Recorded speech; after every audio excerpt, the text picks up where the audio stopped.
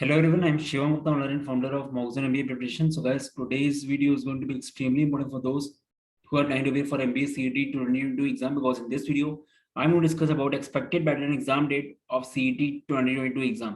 Guys, काफी लोग ping कर रहे हैं, काफी लोग को कंफ्यूजन हो रहा है कि इस बार एग्जाम कब होना चाहिए और इस बार का एक्सपेक्टेड पैटर्न क्या होगा, क्योंकि 2021 में आपको पता है कि एग्जाम कितना लेट हुआ है एंड पैटर्न बिल्कुल चेंज हो गया था. दैट इज बाय स्टूडेंट समझ में नहीं आ रहा कि वो क्या पढ़े क्या ना पढ़े. तो गाइस ये वीडियो से आपको क्लैरिटी मिल जाएगी, क्योंकि ये वाली वीडियो में हम लोग देखते हैं क्या क्या पॉसिबिलिटीज हो सकती हैं. और हमेशा जब भी कोई चीज़ आपको श्योर शॉट नहीं पता हो तो हमेशा वर्स्ट केस सिनेरियो के लिए प्रिपेयर किया करो, कभी दिक्कत नहीं होगी.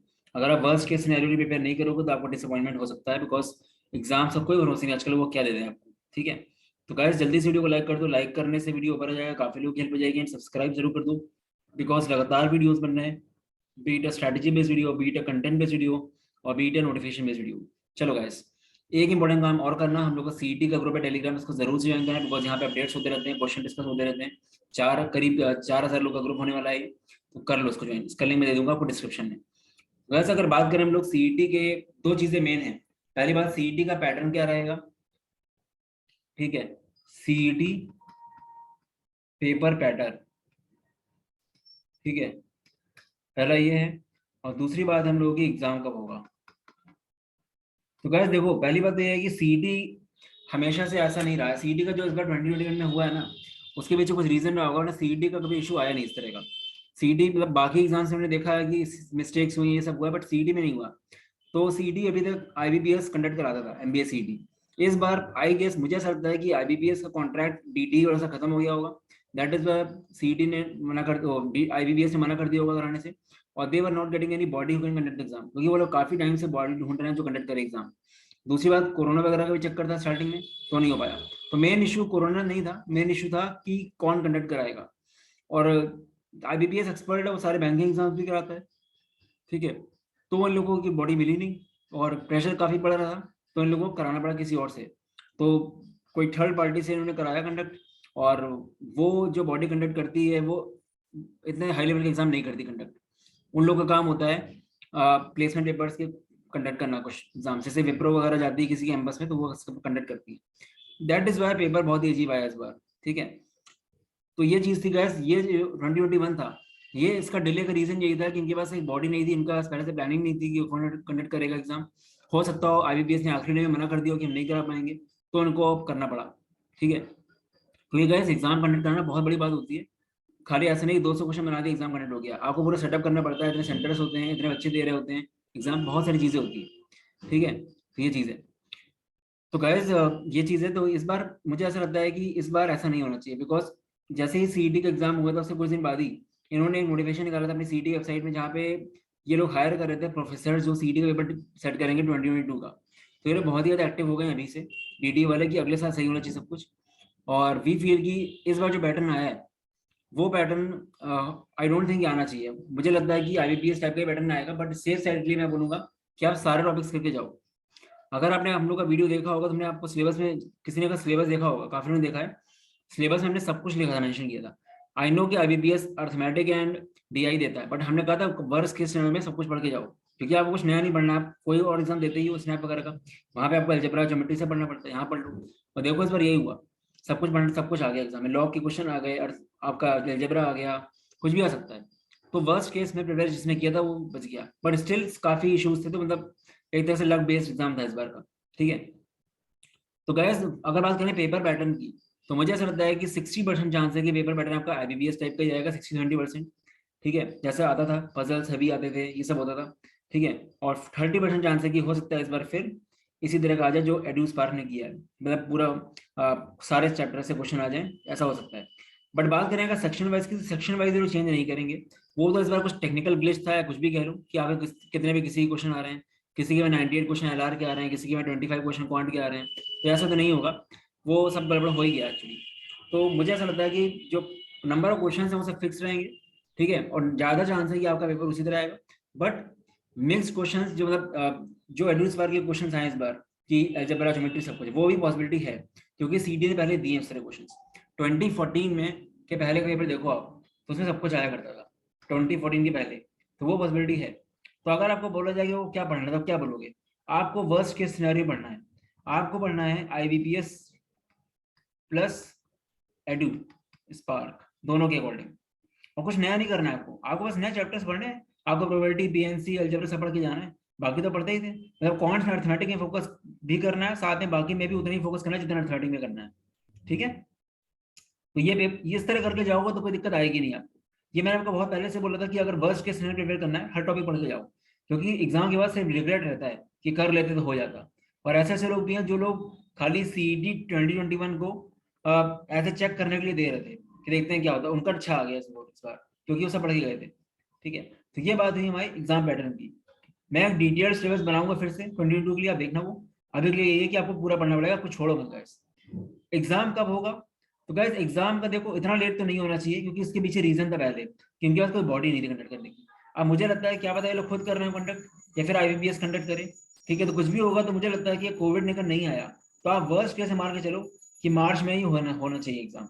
वर्स्ट केस में सेफ साइड मान के चलो, क्योंकि फेब में तो हो ही नहीं सकता एग्जाम, कभी आज तो हो ही नहीं है। तो वर्स्ट केस में कब हो सकता है एग्जाम आपका? मार्च में हो सकता है ना, तो मार्च में होगा। और आने मतलब 30-40% चांस है मार्च में होगा, और वो आपको पता चल जाएगा नोटिफिकेशन से। अगर अभी नोटिफिकेशन आ गई इनकी, समझ जाना कि होगा मार्च में, वरना फिर ये आगे जा सकता है मई, जून, जुलाई, जब भी जाना उसको, ठीक है। तो मार्च हो सकता है, या फिर ये मई जा सकता है, क्योंकि अभी अगर कोई कंडक्ट कर रहे हैं कैप राउंड से बिजनेस सर्वे, तो हो सकता है मार्च में कंडक्ट ना करा पाए लोग, क्योंकि एक बार जो उसकी आदत बन जाती है डिले करने की, वो करता रहता है। वो भी गवर्नमेंट बॉडी है, गवर्नमेंट बॉडी तो और इतनी एक्टिव नहीं हो पाती है। तो मई जून भी जा सकता है, बट सितंबर का तो काफी डाउट लगता है मुझे। तो आप मान चलो कि मई भी हो सकता है, और मार्च से साइड रख के चलो आप, ठीक है। तो एग्जाम की डेट ये है। तो गैस अगर आपको JB जानना है और वाकई निकालना है, तो आप मार्च को लेके चलो और लग के पढ़ो। अभी दिसंबर से स्टार्ट कर दो आप, दिसंबर, जनवरी और मिड फेब तक। दिसंबर और जनवरी पूरा अच्छे से करो, मतलब इसकी तैयारी तो चलती रहती है, ऐसा नहीं कि आपने कोर्स खत्म कर लिया तो कुछ नहीं करोगे, आपको कुछ इम्प्रूव करना ही पड़ेगा इसमें, ठीक है। बट एटलीस्ट दिसंबर और जनवरी 2 महीना आप अच्छे से पूरा कंसेप्चुअली क्लैरिटी करो। जो लोग फ्रेशर है पहली बार दे रहे हैं उनके लिए बोल रहा हूँ, ठीक है। उसके बाद फेब में आप मॉक्स दो अच्छे से, फिर आपको आइडिया लग जाएगा दिसंबर में कि कब होना एग्जाम। अगर दिसंबर में नोटिफिकेशन नहीं आया, समझ लो एग्जाम लेट होगा, ठीक है। तो ये आपका एग्जाम का डेट आ गया, द पैटर्न। तो आप अगर ये दोनों चीजें आप फॉलो करोगे ना, कि पेपर पैटर्न कैसा, दोनों चीजों का मिला के, और एग्जाम मार्च में, तो इससे बुरा हो ही नहीं सकता कुछ, क्या दे देगा इससे आपको। और गाइस वो सब छोड़ो, आप इंटीग्रेशन, डिफरेंशिएशन, ये सब कुछ नहीं आएगा। वो सिर्फ और सिर्फ एक ग्लिच था, टेक्निकल ग्लिच था। ऐसा नहीं है कि वो सब आ जाएगा, कुछ नहीं आएगा वो सब, ठीक है। वो जब कंडक्टिंग बॉडी है, वो प्लेसमेंट पेपर्स कराती है कंडक्ट, और मुझे पता है उन लोग कैसे करते हैं। इन लोग का बेसिकली क्या होता है कि ये लोग सब टाइप के क्वेश्चन बना के रखते हैं, 1500 कॉन्ट्स के, 1500 LR के। तो बस कोई भी क्वेश्चन, कोई भी टेस्ट हुआ, वहां से उठा के दे देते हैं। तो यहाँ पे भी उन्होंने यही किया, CT में भी अपने क्वेश्चन बैंक से उठा के दे दिया, ठीक है। और तभी आप देखते हो कितने इजी क्वेश्चन आए थे, बहुत ही एक लाइन क्वेश्चन थे। उसका रीजन यही है कि वो क्वेश्चन सारे प्लेसमेंट पेपर से क्वेश्चन थे, वो CD लेवल क्वेश्चन तभी नहीं थे, क्योंकि वो बॉडी नहीं है इस तरह की, उस बॉडी का काम है ही नहीं करना। आज तक उसने कभी कराया नहीं कंडक्ट इस तरह का एग्जाम बड़े लेवल पे, ठीक है। कोई ऑप्शन नहीं था, इसलिए देना पड़ा उसको, बस ये बात है कि कोई एग्जाम तो होगा ही होगा ना, एडमिशन का समय लगेगा वरना, बात ये है, ठीक है। तो उन लोग को आइडिया लग चुका है इस बारे में, वो हम देख लिया था जब उन्होंने नोटिफिकेशन निकाला था प्रोफेसर को हायर करने का। समझ गया था कि इन लोग को अब लग के ढंग से करना पड़ेगा, क्योंकि CD में हमें कभी देखे नहीं इस तरह की दिक्कत, पहली बार हुआ CD में। CMAT तो तुम जानते हैं गलत होते हैं क्वेश्चन, और भी एग्जाम्स का नाटक होता है, बट CD का नहीं, ठीक है। तो गाइस एक प्रॉपर में अगर आपको पढ़ना है तो आपके लिए गुड न्यूज है, हम लोग CD का एक डेडिकेटेड बैच स्टार्ट करने वाले हैं, सुपर 40 के नाम से। अभी हमने जो लास्ट ईयर आपको क्रैश कोर्स दिया था, वो एक रिकॉर्डेड वीडियोस वाला क्रैश कोर्स था, वो तो नॉर्मल था। बट यहाँ पे एक एक चीज आपको जूम पे पढ़ाई जाएगी, लाइव क्लासेस होगी हर एक टॉपिक की, नॉट ओनली अर्थमेटिक में, हम लोग हर चीज पढ़ाते हैं डिटेल में। प्लस शॉर्टकट वीडियोस वगैरह कराएंगे, बिकॉज CD में शॉर्टकट मैटर करता है। देन आपका पूरा टॉपिक टेस्ट होंगे 550 प्लस, स्टडी मटेरियल पूरा आपका होगा, theory handouts, practice sheet, e books होगा। और CD में जो और एक्स्ट्रा चीजें आती हैं जो कहीं और नहीं आती है, quantity comparison, quadratic inequality, coated inequality, heavy puzzles, ये सब भी रहेगा, ठीक है। प्लस आपकी टेस्ट सीरीज रहेगी, हम लोगों ने अपने मॉक्स को अपडेट करा है और अच्छे से। तो 12 हम लोग के मॉक्स CET के थे, उसको हमने अपडेट किया, और LR सेक्शन मेनली, ठीक है, ताकि वर्स्ट केस सिनेरियो में प्रिपेयर हुआ। तो वो सब इसमें रहेगा। तो आज ये ऐसा बैच है गाइस, हम लोग को ऐसे लोग चाहिए जो लोग वाकई डेडिकेटेड वे में करें और JB जाएं। तो बैच साइज 40 का क्यों रख रहे हैं हम लोग, क्योंकि हम चाहते हैं 40 से 40 बच्चे बहुत ही ज्यादा डेडिकेटेड हो, ठीक है। ताकि वो लोग, क्योंकि बहुत बच्चे हो जाते हैं तो फिर पर्सनलाइज एटेंशन नहीं मिल पाती है। क्योंकि हम लोग यही प्लान रहेगा कि हम लोग 1-to-1 डिस्कशन भी करें उनसे कि आपके क्या वीक एरिया है, उस पर आपको कॉल पे बात करें, ताकि आपके वीक एरियाज को इंप्रूव करा जा सके, ठीक है, ताकि आपका मतलब अच्छे से हो जाए पूरा प्रॉपर।